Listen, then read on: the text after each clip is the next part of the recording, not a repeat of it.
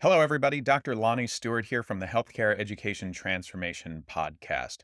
Are you a physical therapy student about to start studying for the National Physical Therapy Examination? Or maybe you're a professor, a program director, or clinical instructor who teaches DPT students preparing for the NPTE? Either way, we would recommend checking out our sponsor, NPTE Final Frontier, and the community they've built around preparing for and succeeding on the NPTE. That exam and the preparation that goes along with it can be long, tedious, difficult, and stress inducing, but it doesn't have to be. NPTE Final Frontier has the tactics and resources to help address all of the usual barriers. They even have scholarships to help with NPTE study courses, FSBPT registration fees, and even research opportunities. And if that's not enough, they're even donating to the very first annual HET Podcast Scholarship to be awarded at the end of every year. Go to npteff.com for all of the details and use code HET for 10% off all purchases. Links to both the NPTE Final Frontier and their scholarship options are available in the show notes. And now, let's get ready to learn. Hello, everybody, and welcome to another episode of the Healthcare Education Transformation Podcast. I'm your host, Dr. F. Scott Feil, and I've got with me today longtime friend going all the way back to middle school, high school, like a long way Long back. time.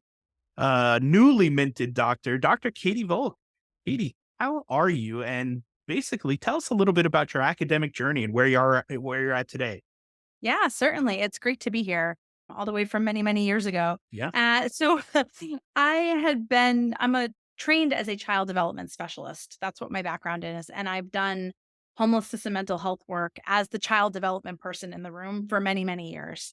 And have worked for nonprofits, have worked all over the country with different organizations in terms like trying to build capacity to serve kids and families living in shelters.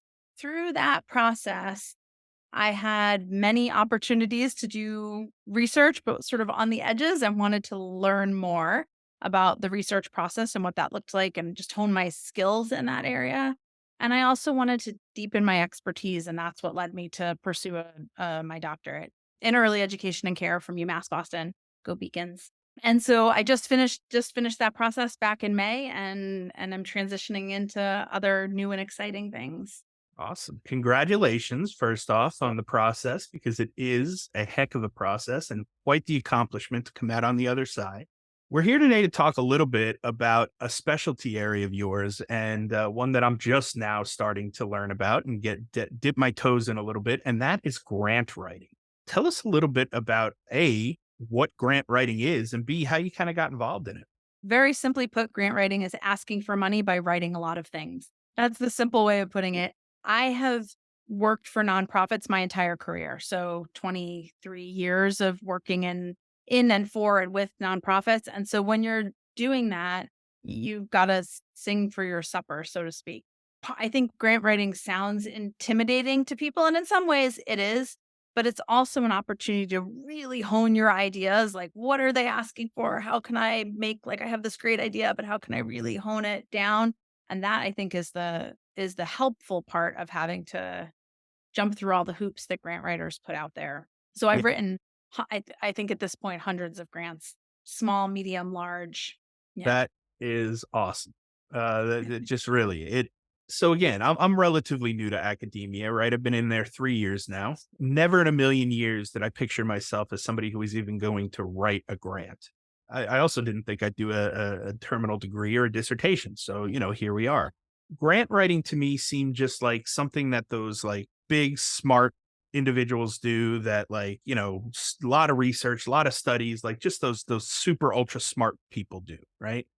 I will say the one thing that I've found so far is that being an English major to start with has Hmm. helped. I will say my writing skills were decent, but it seems to me like grant writing is very much a process, right? There's some steps you have to follow to go from beginning, middle, and end. The writing part's a whole nother beast we can talk about, but let's just talk about the process. Like, what does it look like in general? I know all grants are somewhat a little bit different based on the foundations or wherever you're writing to, but let's just take a general overview of what a grant writing process looks like. Yeah. So it can start in a few ways. One is that you have an idea that you want to go out and get money for. The other is that you have a budget that you need to fund and you're looking for different ways to fund that program. So for many years, I worked at an organization called the National Center on Family Homelessness, and we had tons of good ideas. And sometimes we were matching those good ideas to the funders. Sometimes we were looking at funders who we knew would support the kind of work that we were doing and tailoring things to what their priorities were, and vice versa. It could start in either place. Once you've identified the source of the money that you'd like to get, I think the next step is to figure out who's your team, because you should not write grants alone, even if it's a small grant that you're writing for your own personal research. You should always have a backup or a sounding board or an editor or someone or a mentor. And then if you're writing a big federal grant, you're going to have a bigger team, of course. And then the next piece, I think, is really to identify who your partners are in the work. So you've got your team that's writing, but then if this money were to come in tomorrow, who are you going to partner with to get the work done? And that could be a statistician if you don't have statistical skills, or it could be a community partner so you can collect the data, or whoever. Who's your team? And then the next piece of it is to, good project management, make yourself a work plan, get those deadlines, figure out what forms you've got to do, sit down and actually do the writing. And what I generally recommend, and how I was taught to write grants, is that before you start to do the writing and you're brainstorming with your team and you're all pepped up about your idea, go to the academic literature and see what the research says, and look and make sure that you're not reinventing the wheel, that you're rooted in what the evidence says is useful, so you can really make your case. And so the first thing I do when I start writing a grant, in addition to all those steps, is do a lot of reading, actually. A lot of reading and a lot of taking notes and like thinking. In my limited experience, the thing that kind of scares me the most is that research part, that find what's out there. But really, if you look at it nowadays, right, everything we're doing and teaching is trying to be evidence-based practice, right? And evidence-based Yep. learning. So it makes sense to go out and find there. And we're already kind of reading research out there anyway, or at least I am. Like I try, right? We definitely want our students to be reading research. So I think realistically, it's one of those things where I think it's seems more intimidating than it really is. It seems like just supporting your ideas and your argument with the research that's out there is a logical next step for any project that you're doing research wise. Like you have to do that anyway, right? You're having to write a literature review to support your research argument. The argument should be filling a void or a gap in the knowledge, right? So now we're just saying, hey, we have this idea, this project that we think can help people do, whatever it is we're trying to accomplish. Here's the research that shows and supports it. Now what? We've collected all this stuff and we've got to write some sort of pitch or proposal, so to speak. How do we do that? What do we do in terms of that?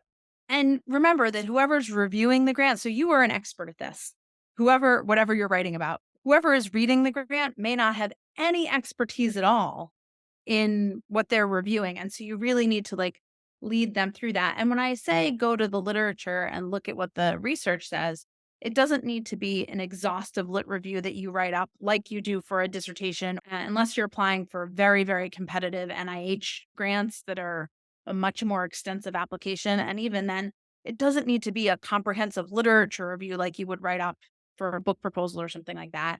But you do need to know what you're talking about. Say, evidence-based practice in the PT field says that X, Y, and Z. Put some citations. Based on this, our idea is to blah, blah, blah, blah, blah. So you're building up that. You're showing that you have credibility in your field and that you know what you're talking about, and in a logical way that the reviewers can follow. And I will say, as a fellow English major and lover of writing, I love to write. I'm one of the few people usually on teams that are like, oh, yeah, we get to write something. And it really does help. Those writing skills really come in handy to hone your argument, be concise, figure out what the logic is from one paragraph to the next. It really does help. Yeah, it's so interesting because I thought because I was an English major, I could just write very well. I'll be fine. I can write. Then I got into the dissertation, and the scientific writing and academic writing is very different. It's very much a different language and a different beast. So I almost had to relearn how to write. Yeah. But now that I kind of know both sides of the coin, I feel like that's been helpful for me. I've been asked to edit on a couple of papers, and I'm more than happy to do that. And I think the English background really helps with that. I've also started my own manuscripts and my own journals and submissions that I'm working on. So I've had to kind of do my own learning of how the writing process goes for those. So I think stacking those skill sets has definitely helped. But again, like not knowing what I don't know, I've had to learn this process of how to write a grant, right? And so what would you recommend for like somebody who is like going out and seeking a place to submit to or to give money? Like what how do you find people and places and foundations and things that have money towards your projects? This is probably depends on your field a little bit, but I'll give you some broad ideas. So, and there are databases out there that organizations subscribe to that you can look at, but a lot of communities have community foundations that will support good local work, health insurance companies, and things like that. They'll have a community fund where it may not be huge money, but it might be just enough to get you started on a community project. And I certainly have had programs like that that have been funded where it's like a little bit of money from here, a little bit of money from there, a little bit of money from there, but all those little bits add up to something that you can do for a reasonable amount of money. Then there are the more national or regional foundations or more focused ones. These are the ones you hear, at least up here in the Boston area. We hear them advertised on NPR. And then there's the federal grants. If you're not on grants.gov, I advise people to do that, especially in academia, because that's where you're going to get your big research grants. You're going to get the announcements. You're going to see what their priorities are. It's grants.gov. So you can put in your search terms and set alerts and things like that.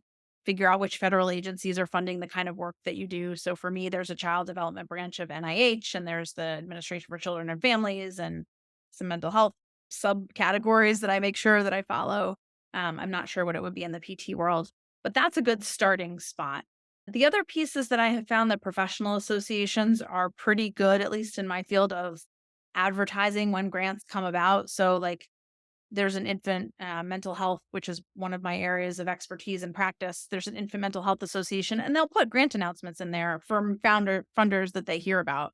And that's another. So I do read those email newsletters and hear about things through that as well. Very cool. So we've got our idea. We've got our foundation or our source of where we're going to kind of submit to. We've written up our proposal, our grant, and we've kind of brought that together with our team. Let's just say this grant gets accepted, right? They're like, yeah, we're all on board with this. Let's do it. Here's the money. Let's start. Away we go. What happens next? That's the fun part. First, you do a little dance and celebrate that you got money because it's hard to get a grant, right? You write and write and write, pour your heart and soul into it. 6 months go by, and 1 out of 10 times you're going to get funded, right? It's a 10% success rate is considered a good success rate. So just Hmm, to keep in mind. So first thing you do is celebrate. All right. After you do that, what I tell people is take your grant proposal and actually start breaking it down to like, oh, here's what we said we would do. Here's most grants will require you to put in some kind of small timeline of like what you expect to do in quarter one, quarter two, quarter three.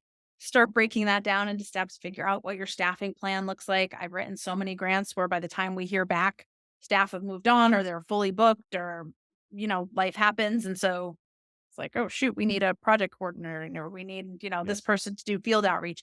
Figure out who your team really is going to be. Yeah. Make a detailed budget with your budget person, and maybe you're the budget person, but make a detailed budget so that you follow that. And once you've done that good project management stuff, the other piece is most grants, all grants, have a project officer, which is the person at the funding level who is responsible for making sure that you use the money wisely and help you navigate the process. Start building a relationship with that person from day one. Get to know them, set up calls, involve them, ask them how they want to be involved with you. Some are more hands off, some want to be much more hands on. And that will serve you well, especially when you run into snags in the project, which you will, right? Nothing ever goes from A to B smoothly, right? There'll be bumps along the way. And later on, if you want to reapply for funding or you're looking to further the research after that, you'll already have that relationship with that person, and that can help in the long run. And now for a quick shout out to our newest sponsor, Varela Financial. If you're a physical therapist and you have student loan debt, you got to talk to these guys. What makes them unique is that they view financial planning like running hurdles on a track. And for PTs, the first hurdle many of us run into is student loan debt. Varela Financial will help you get over that hurdle. They not only take the time to explain to you which plans you individually qualify for and how those plans work, but they also take the time to show you what your individual case looks like, mapped out within each option. So, if you're looking for help on your student loan debt or any area of personal finances, we recommend working with them. I use Varela Financial personally, and they were able to help me lower my student loan repayment from about $1,800 a month down to about $135 per month simply by finding the right repayment plan that best fit me, my family, and our life goals. You can check them out at varelafinancial.com. Link is in the show notes if you need it for reference, and tell them the HET podcast crew sent you. And now back to the show. All right. So we've done all that. We've gotten our project off the ground. It's run for, say, a year or two, whatever, and the end is coming to this project. At that point, either maybe we, look to expand it and continue it on, and maybe we ask for more money to do that again, or maybe the project ends and that's it, and we did what it was supposed to do. What does that now look like? Are we having to publish stuff? Are we having to work some sort of deal where we continue on and we ask for money again to support? Like, how does it work after we've done what we've said, and now what? Yeah. So I like to think about, and this is a hard learned lesson over many years of doing this. I like to think about how you're building capacity in the community or in your field from day one. So from the time you get that grant, think about, all right, 2 years from now, 3 years from now, 6 months when the grant ends, what capacity are we going to have created in the world? Because that's why we're doing this, right? Not just because it's a fun thing to do. We're doing this to make the world a better place and to help people, presumably. And so, what capacity are we leaving on the ground? And so, to think about that, and I think about that in a few ways. One is to think about academically, like what are the publications that I'm contributing to the field? What have I learned? What am I leaving in the academic databases for someone else to pick up someday and then continue to carry on? And then what is it we've created and how can that be like sometimes it's a model program or an approach or an intervention? How can that be furthered as an intervention that we can publish out of and create a manual and put it online or teach other educators or use with students or in my case disseminate to community organizations that they can use it? What is that going to look like? And I think that's an important part to actually build into all grants because otherwise you do all this work and it's great for a few years and then now what? Yeah, and I think that's one of my biggest worries or concerns is that I get this thing up and running, and then it's how do you sustain it, right? Because I don't want it to just die. If it's a great program and I know it will be, then I want it to continue on, Yeah. even if I'm, gone and off doing whatever, like something else. So like I think that's an interesting thing to think about when you're doing these things is sustainability. Like how are you gonna what's the bottom line? What's it gonna take to continue this on? So Presenting at conferences is really helpful too, I have found when I have gone and to professional conferences, especially the national ones, and you start talking about like, we did this really interesting project and here's what we found, and here's how it worked. And then you're having conversations with people who have not only chosen to attend that conference, but chosen to attend your session. And then you can have conversations. And I've seen a lot of good work spread that way because then they take it back to their communities and continue the conversation that way and build capacity that way. very cool. Yeah, I wouldn't even have thought of that. Well, let's talk about that then. Let's talk about like if somebody is just getting started, it's, they're very new or green in the grant writing process, myself included. What are some tips or tricks or pointers that you've learned over the years that can help somebody that's just getting started and figuring this out and navigating the waters of new to grant writing? Yes. I definitely have advice here. One is read through the priorities of the foundation and of that particular funding source. So sometimes foundations or government agencies will have broad priorities. You want to get to know those. And for the particular grant, there'll be very specific things that they're looking for. Read those, absorb them into your skin, make them your own. Because what's going to happen is, and we've done this, we dream up these big, wonderful, fantastic ideas, but if they don't match the priorities or what the foundation's looking to fund, it doesn't matter, right? How good your idea is, they have their things that they funded, their board has approved it, they're ready to go.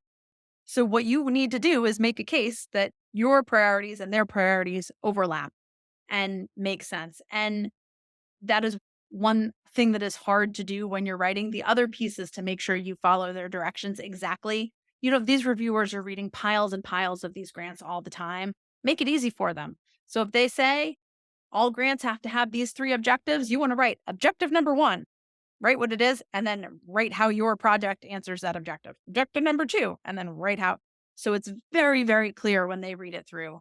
I do think if you can build in time in the grant writing process, which is hard to do, we all have lots of things and lots of priorities in our lives and competing demands. But if you can set aside a little bit of time to have someone else read your grant before you submit it who has done this before, and that's how I've learned. I've been partnered with very senior, successful grant writers for my whole career. And so that's how I've learned. I write something, I think it's great. They take it and say, no, it's not great for these 12 reasons. And there's red ink all over the place. And then the next time I do it, there's a little less red ink. And then the next time a little less, right? Because I've learned how to do this over the course of the process. Have somebody read through it, make sure it makes sense to them. Awesome. Yeah, I'm slightly less anxious than I was before talking with you now. I think I've got some good tips and pointers and tricks and ideas of what it should look like and how I can navigate this.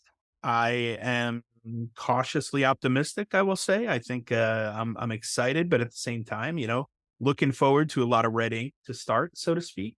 Yeah, just hopefully getting better at it and better at it and better at it. I don't know that it's an all day, every day kind of thing for me. But at the same time, let's start with one, right? Let's get one approved and then move on from there and build off of that little by little. So, well, Katie, thank you so much for taking the time to do this and share your expertise and knowledge on all things grant related.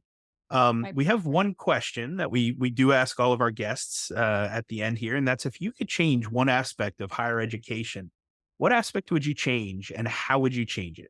Oh, so many things to think about when I think about that question. I think, particularly in the communities where I work and in the field where I'm working, which is most of the academic teaching that I'm doing is in the child development and early education space. The pay scales are very low for those professions, and college is very expensive. And yet we know that you need good people in the early education workforce to care for and educate young children and implement the best practices that we're writing these grants to get. And so if I could change one thing, it would be to somehow level out that those inequities. I don't think there's any good magic wand I can wave to make that happen, but it's so expensive. I watch my students working multiple jobs to be able to do that, and they love working with children, and they are interested in developmental psychology, and they're asking really good questions. And yet I worry about how much they're having to take on at so young an age in order to be able to get there. And will they be able to sustain themselves in that field? You can't raise a family in the Boston area or anywhere in the country on those kind of wages with massive student debt. And so those are the things that I would like to see change in our field. Yeah. So the number one most given answer is the cost. Yeah. So you are right in line with that. Ironically enough, very much a similar situation in the doctor of physical therapy world. Debt to income ratio is bad and getting worse. Mhm. Reimbursement rates for physical therapy is dropping over year. So we're getting paid less and less for what we do, and our cost of education is going up and up. So it's not a great situation either, in our world. And it's not just PT; it's healthcare in general as well. We definitely need to figure out ways to navigate those issues for sure. And luckily, I work with some pretty brilliant people that are working on that and pushing the needle on financial Same. literacy and ways to start your own business and get out there and do the right things, to help make what we're worth, right? To get paid our Yeah. value. And interestingly enough, in the world of physical therapy, pediatrics is one of the lower paid groups as well. A lot of Medicaid, a lot of federal funded type insurance programs and things like that. So it makes sense, but at the same time, it's like, well, this is an important population too that we're working Yeah. with. So like, we really shouldn't be paying out at a lesser rate because of, necessarily the reimbursement stuff. So it does become, an issue of like the haves and the have nots, right? Those who can afford to pay for it. Those who can't suffer. And that's not really in line with the equity that we're looking for these days. So, That's uh, exactly it. yeah. So I appreciate that answer. And like I said, it's obviously a crisis. It's a nationwide crisis. And we have some of the greatest schools in the nation. People come from all over the world to learn here and train here. Yeah. But we also have to figure out ways to get paid what we're worth and to make that education worth it. So I think it's about leveraging our skill sets to get to that point. You I know? agree. I agree. And I also think one of the things that I hear from you when I see your posts and in conversation is that I love to mentor students. I love it. It's what keeps me in the higher education field. They ask good questions. They're curious. They're seeing the concepts we're talking about in class and they're seeing it when they go into their classrooms and when they're working with kids. And that to me is something to nurture, not to extinguish. Yeah. And Yeah, I love that stuff. I would do it all day, every day if I could, right? But at the same time, we've got to figure out a way to make it worth both for both parties, right? yeah, yeah, And at least I think the good news that's coming out of a lot of this stuff is that we're at least making our students more aware, and they're becoming more well educated on the crises yes. and the things that they're going to face moving forward, because it's way different from when I first came out to when the kids are graduating now. I mean, social media wasn't even a thing, right? Like we Back in the had dark email, ages. yeah, right? Like dinosaurs roaming around, but at least we had email, right? Like, all Yeah, right, that's a start. Now they've got social media, and there's so much more opportunity out there with the internet and with social media to really make a name for yourself and do some really great things out there. The opportunity is plentiful. We just need to make them aware of it and then show them some of the, expertise and authority that we've learned over the years to help them nurture it and really grow into something that makes them happy and proud, and that they can live off and support their family on. We shouldn't yeah, have to struggle, just because we chose to go to a school that is going to help us with some skill set that's going to help the population. It's sure. we're going to run out of doctors and nurses and lawyers and dentists and licensed professionals if Yep. it's getting too expensive. Nobody's going to be here to take care of anybody anymore. Well, awesome. Thank you again so much for your time and for coming on. Where can people reach out to you if they have follow-up questions or just want to see what you're up to these days? Yeah, sure. So LinkedIn is a great place to find me. My name is Katie Volk. You can see it down there at the bottom of your screen. That's how I show up on LinkedIn. I also have a website that's about to come out. It's called Yellow Tulip Consulting .com. And so you can reach out to me there as well. Awesome. We'll drop those links in the show notes so everybody can find you very easily. Katie, thank you so much for your time. It's an absolute pleasure catching back up with you. Likewise. Thanks, Scott. Well, I hope that episode was entertaining as much as it was informational and educational. If you enjoyed this episode or any of our past episodes, we ask you to please subscribe to the podcast and leave us a rating and review. And please share out the episodes to those who you feel may be able to benefit from them. We also urge you to follow us on all social media platforms at HET Podcast and let us know what topics or experts you would like to hear from in future episodes. And just as a reminder, none of the information on today's show should be considered medical advice. It's simply infotainment or edutainment to help educate our audience. For medical advice, we always advise you to reach out to your preferred medical professionals, and we'll see you on the next show.